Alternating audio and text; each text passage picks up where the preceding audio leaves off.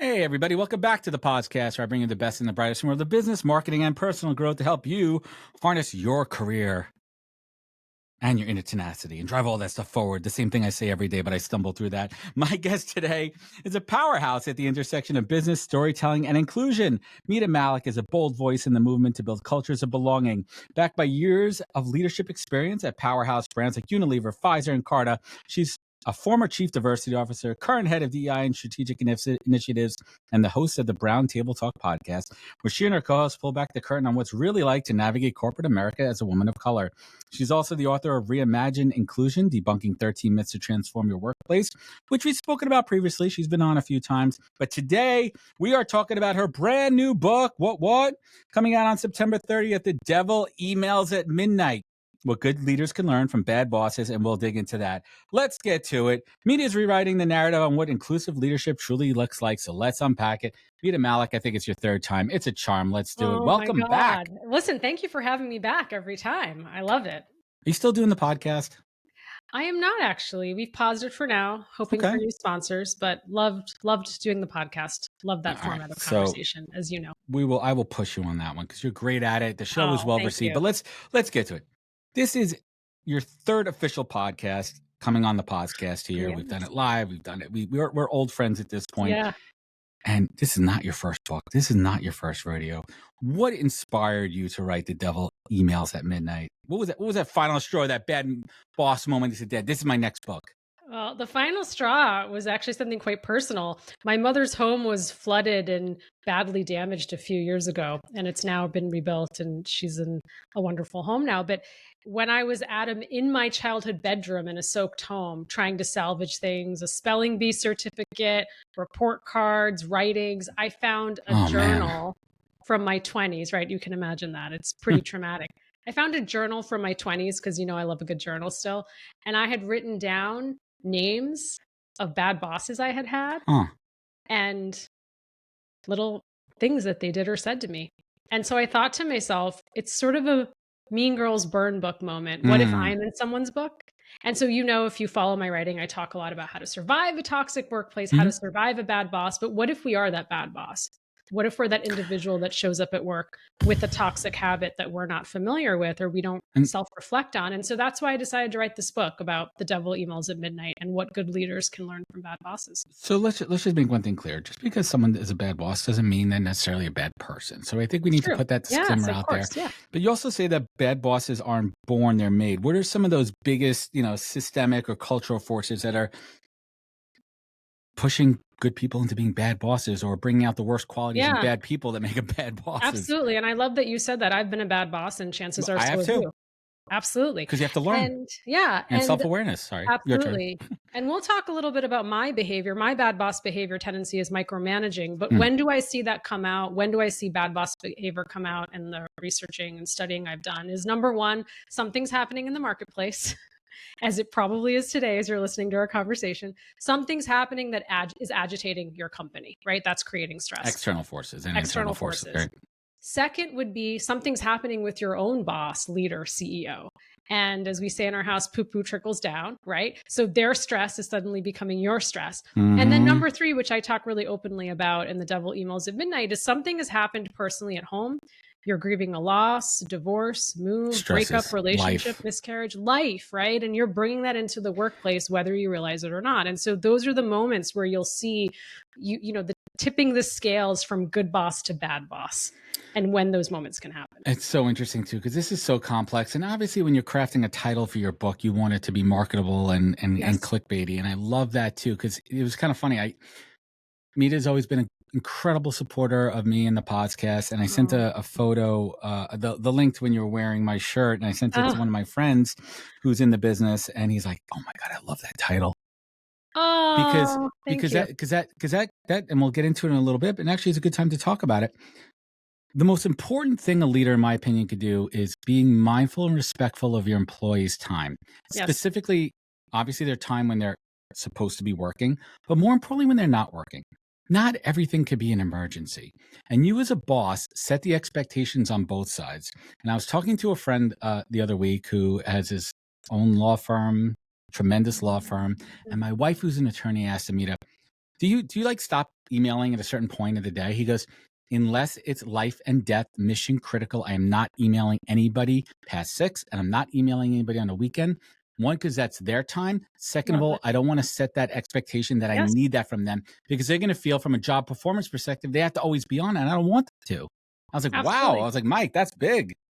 That's amazing. And I think your friend hit the nail on the head. If you are not a 911 operator, a firefighter, emergency Medical. room, medical profession, think of these life and death moments. You know, some of us are selling SaaS software, cereal, beauty products. None of this stuff is life or death. No, And it's to your not. point, you're creating a false sense of urgency, fake fire drills. It's leading to anxiety, stress, and burnout. Full stop. I mean, Full stop. full culture crash. Absolutely. When Absolutely. you respect your employees' time, that just shows, like, to me, that's a cornerstone of culture. And I always say culture is not cold brew on tap and pizza parties and summer Fridays, even Oversized to an hoodies, yeah. extent, right? Like it's about, do I feel respected? Do I feel my Absolutely. time is being respected? Do I feel valued? Do I feel like I have a clear,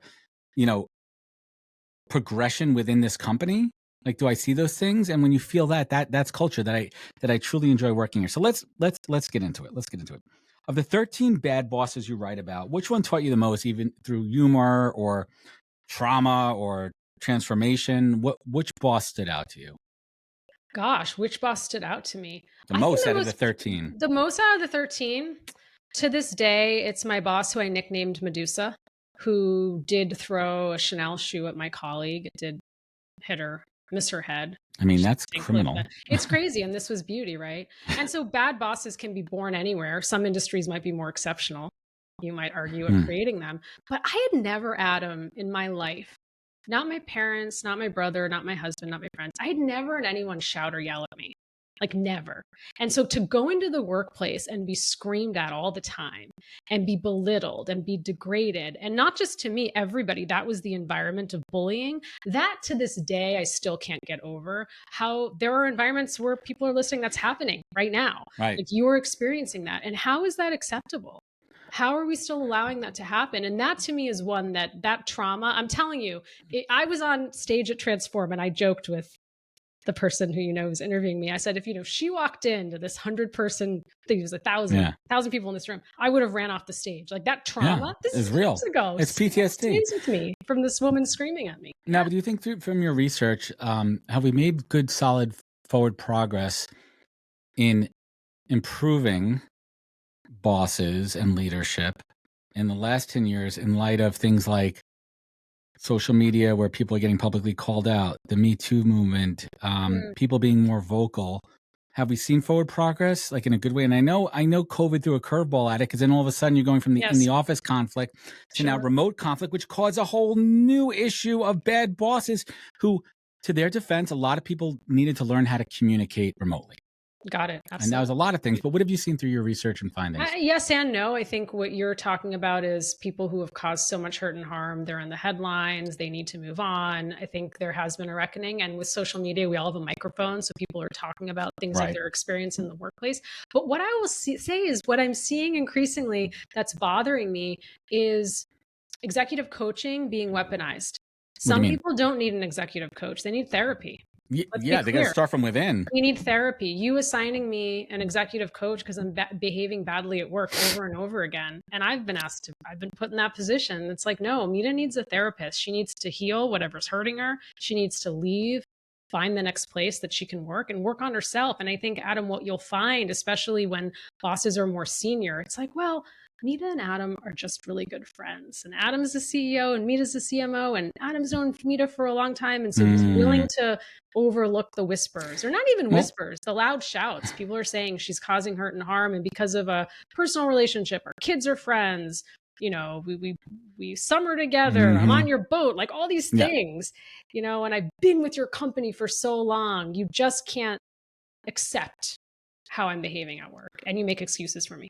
Let's pause on that for a second. I'm going to go a little bit deeper, maybe a little bit darker. I truly think there's a couple things at play here. I think that a lot of folks aren't trained to be good leaders. Absolutely. Some folks are forced into a people leadership position when they really should just be incredible ICs, independent contributors.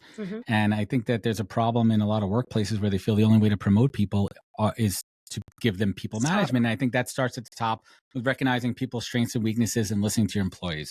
I also truly believe that hurt people. Yes. And to just go a step further on that, I think that we could all admit that is so much easier for us to take out our shit on people that are close with us, whether we work with and our family and complete strangers. So when you're in that stressful situation at work, some people they haven't learned those coping mechanisms of how to deal with it.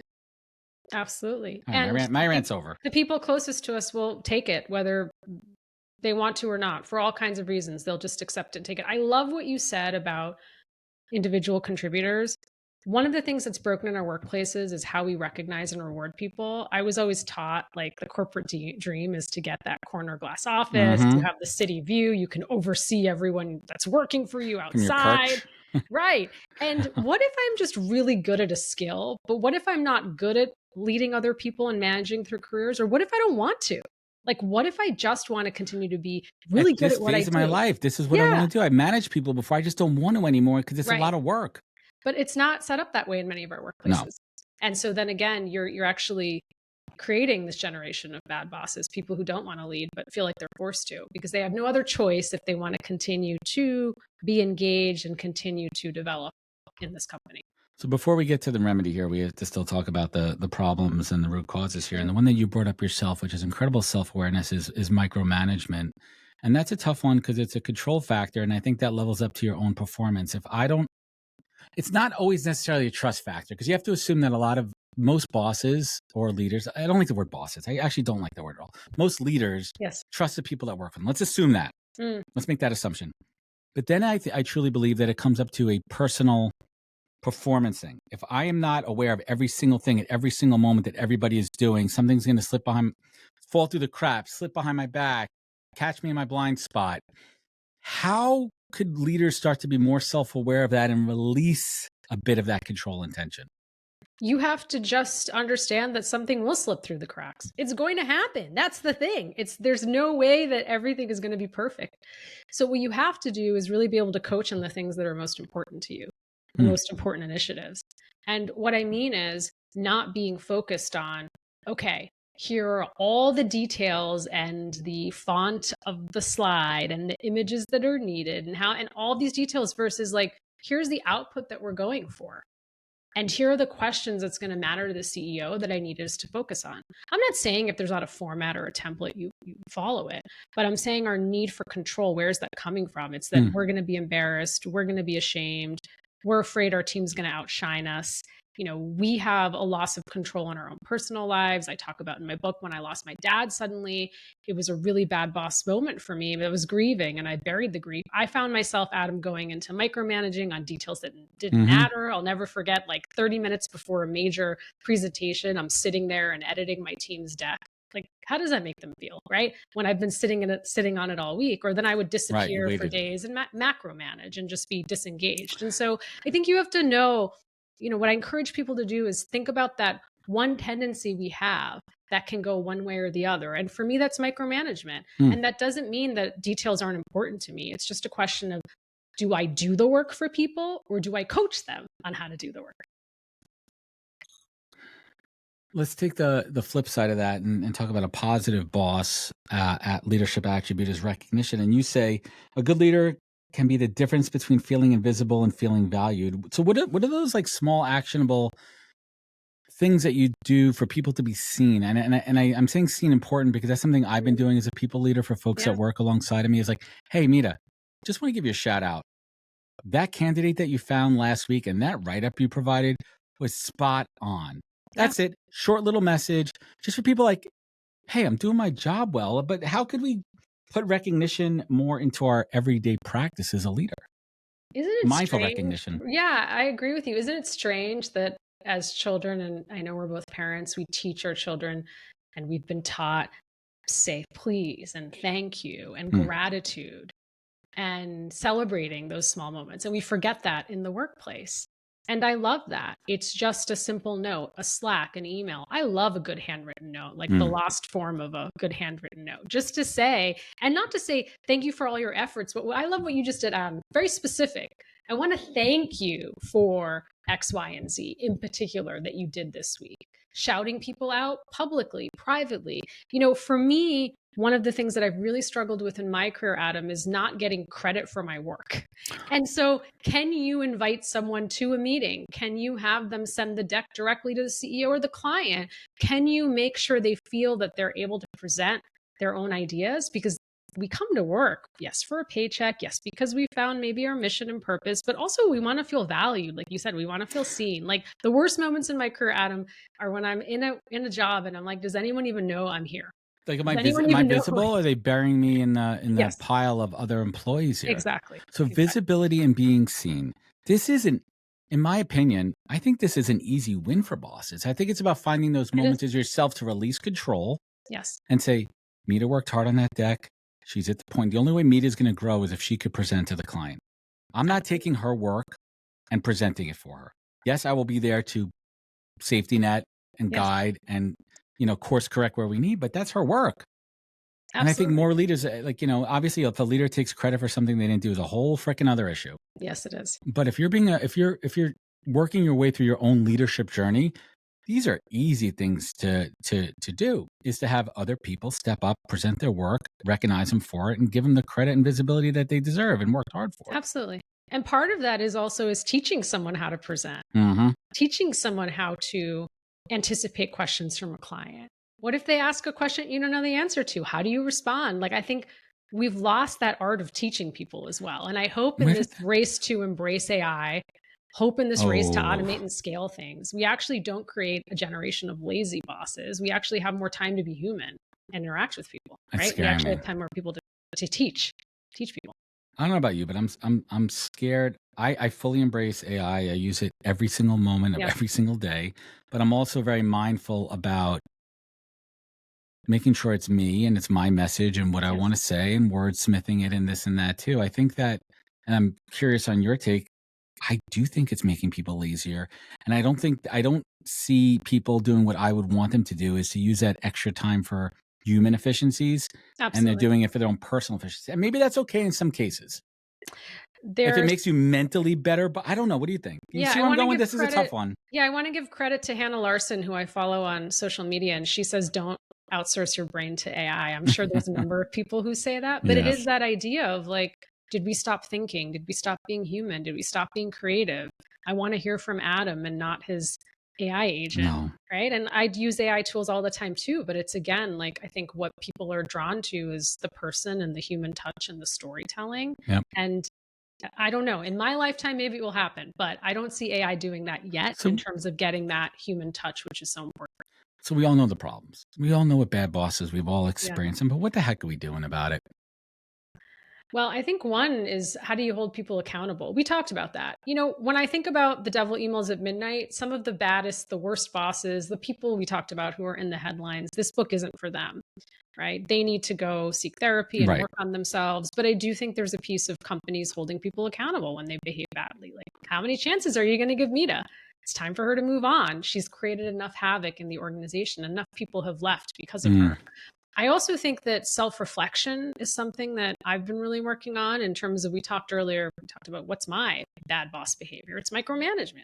So one of the things I always do is fall on writing in times of career struggles, and particularly when I had lost my dad and I was behaving badly at work. I started journaling sort Mhm. of patterns of when I would find myself micromanaging or disengaged or losing my temper, and trying to think of different ways I could react. I also needed to be grieving and having that time and You space had a to deal. process, of course. Yeah, I had a process to self-reflect, right? So that's important. And then the second thing I would say is, if you're going to self-reflect, then start to ask for feedback, right? And I like, Adam Grant talks about, he doesn't say feedback, he talks about asking for advice. I like to say ask for coaching, right? Because feedback can kind of sound daunting.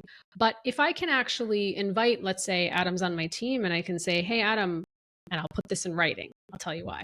I might say, Adam, we have a one-on-one coming up. I'm doing some self-reflecting. I'd love your coaching on the following. I'm actually trying to figure out a way how I can involve teams earlier when I'm kicking off a project. Now I can be delegating more. That's what I want to work on. And I'd love your thoughts on it. Right? So you're now coaching me. It sounds more inviting. And what I've done by putting it in writing is I've given you advanced warning. I used to have a boss, Adam, who would say at the end of every one of my performance reviews, so what do you think I should be working on?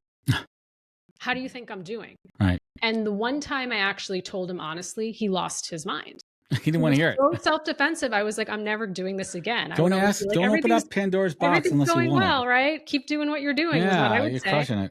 And so, but if I'm vulnerable and I can tell you I've done some work and self-reflected, you're more likely to say, actually, Mita, I don't think this is your issue. I actually would invite you to work on this instead. And you're like, oh, wow. Like that's opened up a whole new door and I've given you some time to process and think about it. Yeah. It's dangerous if there's not the culture of vulnerability. You need to have the culture of vulnerability in place before a boss asks a subordinate for feedback on their and because you're scared, you're defensive, you're like, oh my God, I don't want to say anything that's going to get me fired here and tell you what I really think here. That's not what you want. So you have to actually create that culture and set up the expectation before that interaction. Now, let's play that out a little bit. Let's just say now you have that culture, sure, where the feedback is a loop and not one-sided there. What's some practical advice for someone reporting up to somebody to give feedback on how someone is as a leader and what they could do better? You do the compliment sandwich thing? I would, yeah. And I would say, thanks for asking. Here are the things that I'm really enjoying working with you on. And here's one thing I'd love to help you with. Or here's the way that I like to be managed. I say that in the interview process too. I go, if you're interviewing and you get the job, before you get the job, ask, how do you like to be managed? I love that. That's another great way. But I think when we talk about coaching each other, that's more inviting than saying, I have some feedback for you, which sounds a little daunting, right? And then the other thing I would say is look for the signs. I talked about self-reflection. I talked about asking for feedback. But if you have people resigning, if you have people who are quiet, disengaged, anxious, people who used to speak up who don't, right? All of these things. I remember years ago, I had someone who leave during one of my bad boss moments, and I got the exit interview notes from HR. I don't know if they do exit interviews anymore. They're so stupid. But it was there in writing, and I saw it. You just fired me. What do you want me to say? And I've had that before. Though. She was really honest, and she was right about why she had left my team. And so I think that's important. The signs are there. The question is whether we see them and we want to accept them of what's happening on our team. Again, this goes back to leadership at the top. How much of a priority do they make it within the organization? Are they keeping their ears shut? Are they keeping their ears open? Are they really in tune with what's happening? So how does that C-suite, who has such a behemoth of responsibility on their shoulders, let's be real about it, there's a reason why there's a disparity between the C-suite and the bottom. I mean, let's call it what it is. You could talk all the shit you want about the Starbucks CEO and that too. But in most organizations, the leader's in place for a reason. It's either they own the company or they've gotten to that point. But now they got to step it up, and they owe it to their employees to be listening. They're spread thin to begin with. Like, what does that look like? Is it better feedback loops with their management teams? How do you create that culture of openness and vulnerability to improve culture from a leadership perspective? Yeah, I think it's a great question. One starts with role modeling. It does. Are you the CEO, the founder, the leader? How are you behaving? How are you acting internally, externally? And are you self-reflecting and asking for help? And then as you grow and scale a company, as you know, you need help. So who are the people who are going to help you do that? Hopefully you have strong advisors and human resources who can be helping you do that. And also, it's not the job of HR to build your culture. It's the job of all leaders. So are you setting this expectation? We talked earlier about bad behavior and egregious behavior. Are you letting those people stay? Because what does that do to your what's a precedent? High performers, right? What does that do to people who enjoy being there? You're slowly killing morale and they're going to leave. And then you wonder, I can't believe Mita left. And you're like, well, you kept all these jerks around. Like, why are you surprised that she left, right? And that's you set the culture by actually showing the behaviors that you're willing to tolerate, right? You're willing to tolerate these behaviors. The level of tolerance is the signal. Yes, it is. The level of tolerance that you're willing to accept is a signal. Okay, let's curveball this one. Oh, here we go. If you are head of HR at a 1,000-person company, right? And your job, you're going to interview anyone VP level and above that's going to be managing larger teams. What type of questions would you ask in the interview meeting to assess where they are from a management leadership approach to see if they have toxic Ooh, traits? God, I love Ooh, that question. curveball. Oh, curveball. Pause I would curveball. actually ask, tell me about the most recent feedback your team has given you. Tell me the thing that they have told you is a strength and something that they want to help you be coached on. What was in your last performance review, right? I think any of the things around feedback and self-reflection, because if they only tell you the positives and aren't honest, there's a red flag there, right? Hmm. Interesting. Have you had to walk back on or push back on somebody the rest of the team approved and you're like, I spoke to him or her and this is a red flag? Like what I happened have there? during interview processes, right? I've been like, and Where there's actually, consensus on one side, but you're like, no, here's what I saw. How'd you manage that? well, I go back to facts versus feelings. Like this person was, and you know this is your expertise in evaluating talent and attracting talent. It's like, okay, yes, you played lacrosse with him at Stanford. Yes, you found out you have friends in common. Yes, yes, yes. But I've asked about the experience and asked these questions, and I don't see the facts there. Hmm. And I remember this vividly. There was like 4 people who wanted to hire this person, and there was me who was like, but can we just and you know what? When you redirect people in that way and you get them to self-reflect and you Disarm them. ask them open-ended questions, and I'm not saying that you didn't ask any of the questions and you were just focused on lacrosse Stanford. I'm Yeah. saying, can we go back to the resume? Can you help me understand the experience that they talked about here that would translate there? And then the person quickly realizes they didn't ask all those questions because they went off on a tangent to talk about other things. Yeah. And so I think What are you just guys going doing back for to facts. Christmas? You going to Aruba Yes. again? Yeah. Yes. So facts versus feelings. Yeah. But That's a that's good not one. easy. I'm not going to tell you No. that's easy. But I was like, felt very strongly about it. And again, I had done a thorough interview and I was part of the panel to say, listen, I have all these notes. So can you show And me your notes? And and I they think didn't have those. Yeah. And I think that goes a step further from an interview process standpoint, whether you're being in charge of TA or HR, whoever's handling hiring within your organization, is having a consistent interview process with Yes. standard questions. That way you're calibrating one candidate versus another and you're comparing how they answers. And so many companies go with feelings over facts. It's And so my crazy. like tangent for a second, my like the like bias when someone's like, all I need is one interview. I know within 5 minutes if that person's right. You know, because that's just how you're feeling in your gut. That's Yes. based on Yes. feelings and not facts. And you're doing a disservice to your Absolutely. entire organization. Absolutely. You need to Absolutely. stop feelings versus Yeah. facts. Let's start. I Should we make a T-shirt for Transforms? Oh, I love Feelings, that. That's a great idea. facts over Well, feelings. yes, I love We that. could do a I'll promo for wear your it. book. That's a good one for your book here. Thank you. I'm going to write So, that down. what for someone who's listening to Yes. this, and they're like, "Oh shit, I think I might be a bad boss." What's that first step they should take to change their behavior and rebuild trust? Is there like a 12-step process here? I think you have to start observing yourself. You have to start regulating yourself and understanding when you're getting triggered and how you're reacting to things and watching Mm. how people respond.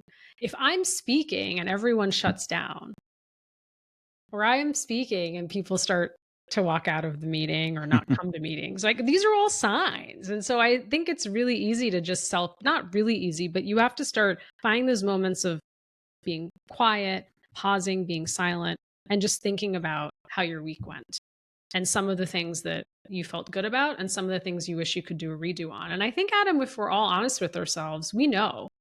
We know when we're behaving badly. We might be burying it for whatever reason, but most of us know if we are sitting in silence with ourselves, which is a scary thing to do. And then it's Reflection. about what are the signs that we're seeing? How are people reacting? And then as we talk about, it's like asking for help and asking for not the feedback, the coaching. Or just watch the movie and the sequel, Bad Bosses, and Yeah, you will. that too. And that's it. Let's talk about the book here for a little bit. This is your keep me straight here third published book. Oh my God, my second Okay, published book. Yeah, look second. at that. Look at that. Let's hold that cover up again. Let's get a little Oh, promo on thank that one you. too. Yes, The here we go. Devil Emails at Midnight. Who's this book for? This book is for anyone who's an aspiring leader, who's a current leader. It's the book I wish I had when I was growing up in corporate. That's why I wrote it. What have you learned about yourself as an author through the process of the second book? What lessons did you take from that first book and apply it to your second book from a process standpoint? What have you learned? The art of storytelling is so important. We just talked about the race to embrace AI. And sometimes we're trained that business books have to be serious, really, really serious. And, given the state of our country currently in the world, nonfiction sales are down, fiction sales are skyrocketing. So that's why I picked a title that would pique people's interest. Of course, it's a business book. It's not a novel, but I use these stories of bad bosses I've nicknamed either as a Disney villain or a mobster, draw people in. And then you're like, Right. okay, what do we do about this? Personas. Yes. But So yeah. So tell us a little bit about those personas. What's the difference between a Disney villain and a mobster in the book? Well, there's Tony Soprano, who I used to work for, and he's a talent hoarder. So with one phone call, he could end your career. But he also called me a rat, demanded loyalty, wouldn't let me leave his team until very mafioso right there. Yeah, it is in a corporate setting, right? And then, well, we have Medusa, we talked about from Greek mythology. We have the napper who fell asleep in almost every meeting, always fell asleep, small meetings, big meetings. But it's so fascinating. He was so disengaged. Was he narcoleptic? No, I thought that. I talk about that in The Devil Emails at Midnight. Yeah, I really was concerned about his well-being, and then it just we come to find out he's super disengaged. He shouldn't be there. Disengagement is awful. It's contagious, their minds are all and over it the place. just can spread. And you're like, years later, I'm like, why did he stay? Why did they let him stay? Is that the most deadly virus as far as culture from a boss perspective? Is it disengagement? Is it not apathy? Like, what is it? I think disengagement is pretty, like, once that starts to spread, it's really hard to get people to care again, right? In that environment, it's really hard, especially if it's the boss who doesn't care, right? Because the boss holds so much power. The boss doesn't care, so why should I care? Why should I care? If they're not caring, then what? It goes back to the behavior you tolerate. They tolerated this person being disengaged for far too long. And you ask yourself why? Like, who did he know? Why did they keep him? Why did he stay? Why did he stay? Why did he stay? Why? Do you think there's a lifespan on leadership? Do you think people get disengaged like as you go up the ladder, where you're just more focused on like what's next in your life and your career, that you stop engaging? Like how do you stay focused? I think that when people are passionate, they'll stay engaged. I think it's when this person wasn't valued. He didn't get promoted. He was constantly overlooked, right? It's very easy for me. That's why I always say I've been a bad boss, and chances are so have you. What was happening in that person's life? I later came to find out he was actually at one point super engaged, and then over time became disengaged because of, again, to your point of like, he didn't feel seen anymore. So I want to kind of take a few steps back here for anyone listening too. If you feel like you have a bad boss, if you feel like I like where I work, I like the company, I like the people I work with, I like the team, but just something's going on with my boss here. How do you even approach that without the, ramifications of, hey, if I talk up, shit, I'm going to get fired? I mean, listen, without going behind someone's back, Yeah, I've been in those situations where you can't change someone else's behavior. So if it's an extreme bad boss, like the ones I detail in The Devil Emails at Midnight, the ones that are really hurting and harming you and affecting your mental health, then you have to make an exit plan. You have to start crafting a strategy. I'm not saying resign tomorrow. I'm saying start the plan. Mm-hmm. Start the plan. That could be either looking internally because you have other career allies. You can make a move somewhere else in the company, or you have to actually get out and you have to start that plan. If it is something that is on a, let's say, lower level, micromanagement, someone who is macromanaging, not providing as much direction as you want. If you have a bit of that psychological safety, you can hopefully approach the person to talk them through it. But you can't change someone else's behavior. You have to come to realize that. Personally and professionally, changing behavior is a tough one. At this stage of our life, we are hard coded at this point. All right, we are hard coded, and trying to make changes in the soft code and the in the DNA is certainly a tough one from that place. So, what I want to end on positivity here, as we come to the back of the show here. What good progress have you seen out there? Where have you seen the conversations turning into action? Give us some examples. I'm just really impressed with companies who really care about well-being and are focused on that for their employees. I think that's so important. All of this, like being overworked, undervalued, not seen, disengaged, what does it lead to? It leads to burnout. And I think the more and more we're on all these devices, I mean, the world has changed, continues to change. I'm not an Uber app. I can't always be on demand, always available. And guess what? I'm not embarrassed to say I'm sleeping at midnight. I am. So I think what you're seeing is kind of this backlash to hustle culture. It's like the anti-hustle culture. Like I can still be successful and get sleep at night. Like I can still be successful and not be working 24/7. And if I'm not resting and recharging, there's going to be consequences for me health-wise. There just will be. Spot on. And I truly think, and I think the pandemic was a root cause of it, where Yes, we went from being in an office where we had a clear line where, like, for the most part, when you were done with work for the day and left, that was it. that was You it. would get the occasional emails, but the fact that we've now have distributed workforces across multiple time zones and countries and regions of the world, people feel like they need to be on and responsive all the time. Otherwise, it's going to negatively They do. affect their Yeah, job performance. And the only antidote to that is leadership setting clear expectations and guidelines of when someone's on and when it's off, and then leading from the top on that. absolutely. I couldn't agree more. It's a tough one. So I want to go back to a question I've asked you probably twice already Oh, on here, because I like to oof. see how this question evolves here. If you could go back and give one piece of advice to your younger self as a first time manager, what would it be and why? Hmm. Be a coach. Be a coach. I'm not athletically inclined. I can run fast, Mm, but when I watch sports teams, it's this idea of coaching people. Don't kick people when they're down. People know when they make stupid mistakes. Like help them get up, teach them, train them, tell them how to do things differently. I think that's this idea of like being in coach mode. And I think that's the biggest thing people struggle with when you go from doing to directing. It's really difficult, doing but to directing. doing to directing. Yeah. It's another kind of analogy. I watch a lot of baseball. I watch a lot of baseball with my kid, and he's turning into a baseball fan and everything. And he asks so many questions, as you know, a 7, 8 year old does. And there's a lot of questions about baseball because it is a complicated, tricky, It is. rule Yeah. filled offense, defense, how they moving pitchers and all that. And we were watching a Met game the other day, and the pitcher was struggling, and the pitching coach came out to the mound. And first, I had to explain to him what's the difference between the manager coming out to make a pitching change Okay. and the pitching coach coming out to just give a pep talk. And I thought about it for a second, and I said to my son, he may not be giving him any real advice right now. He has the trust in his player to do what he needs to do. He was just enabling him that moment to breathe. And Oh, what that went off in my head is, how do you apply that to the workplace where maybe a boss is like, hey, Mita, I know we've been heads down in this project for the last 2 weeks. You know what I want you to do? This has nothing to do with your performance at all. 2 o'clock. Call it a day. love I that. have everything under control. Just go home and do it. Like, I don't care what you do, and just take the rest of the day. But making you feel safe that, like, this isn't a reflection of your performance. I'm just giving you a minute to breathe. And I I think love that. more bosses need to do more of that.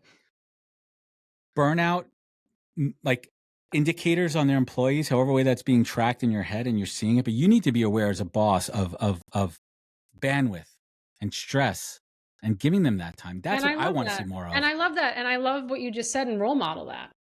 Tell people it's Friday. I'm heading out at 2. I'm going to take my kid to a baseball game. Yeah, we're done. I'm just, Go to the yeah. beach, go to the pool. I And don't you care all what you can do. log off too. You can do what you want, but this is what I'm doing. And then people feel emboldened that they can do that. Like, hey guys, guess what?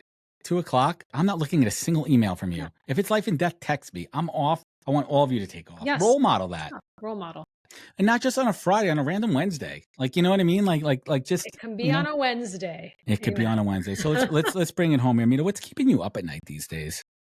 What's keeping me up at night? God, I'm trying to raise kind and inclusive human beings. That's Yeah, what's keeping me good up luck. at night, if I'm going to be honest. Parenting is no joke. I'm sure every generation has said that. But with social media and all the Yep. information and yeah, and I think it's just my heart goes out. A lot of people hurting in the world right now. And I also don't know if that's changed or we have access to that information. Maybe 20 years ago, I didn't know. I didn't have as much access to what was happening in different parts of the world, but we do now. And so just show up and be kind to each other.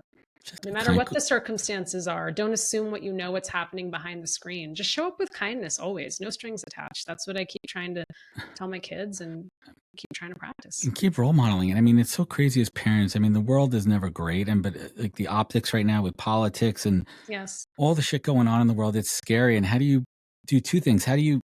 It's important for the kids to know what's happening in the world, but at the same time, we're insulating them. I want them to focus on themselves and growth. Yeah. And there's always, I mean, my parents could say the same things from 40 years ago. Yeah. There was stuff going on in the world. Yes, Sure. less social media there too, but we need to continue to role model. We need to continue to teach our kids well. So leadership starts at home. It transcends into the office and vice versa. We need to keep that top of mind. Absolutely. Mita, I'm excited to get my hands on this book when it comes out Thank September you. 30th. You're obviously going to be out on the book tour. You'll be on many other podcasts and public appearances. But what's next after this? I know you have that thought rattling around in your head. What's next? A third book, fourth book. Okay, I've got well, some more you ideas. don't have to give it away. Give us some Give us some like loose concepts of what thematically you're thinking about, if that's fair. Yeah, all the reasons I never got promoted in my career. Mm. Things that I did to hold myself back. I think that's a really tough conversation to have. I like to, as you know, Adam, look at things from a different lens. It's really easy to blame other people. I've done that. But how do we look inward and think about how we're actually creating havoc in our workplaces, whether we realize it or not? I keep saying I'm on a mission to fix what's broken in workplaces. How do each of us take accountability for that? Those are the things I want to explore. Well, Mita, as you said earlier, we could talk for hours. I We could know, go yes. super deep on we will. And I think in 2026, we're going to have the opportunity to take the stage. I'd love to do a proper panel and maybe find one or two elements of the book and go super deep, inch wide, mile deep. I love And that. because right now we're covering a lot, we're Yes. talking about the book. I think the title is spot on. Thank you, Adam. That means a lot. Can't wait. Because that's the devil. your It's the copy. one that you're waiting for. Yes. Is there anything worse than checking your phone the minute before you shut it off and close your eyes? Like, don't be an email. Don't be an email. And then you turn it on the next morning at like 12:07. There was an email from your boss. Like, shit, I missed that. Yeah. What I do wrong? And then it's downward spiral and diminishing returns. Yeah. Stop being a bad boss. Be more self-aware. Check out Mita's book. It's out on the 30th. I think this podcast is coming out a week before. The Devil Emails at Midnight has already been mentioned by Entrepreneur Magazine as a must-read career book to consider. It's a must-read book to read in 2025. Let's rewrite that right there. You can pre-order it now. We're going to link it up on Amazon.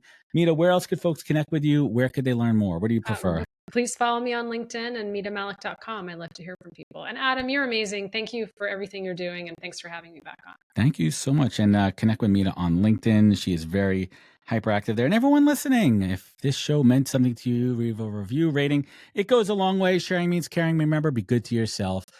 Be better to others.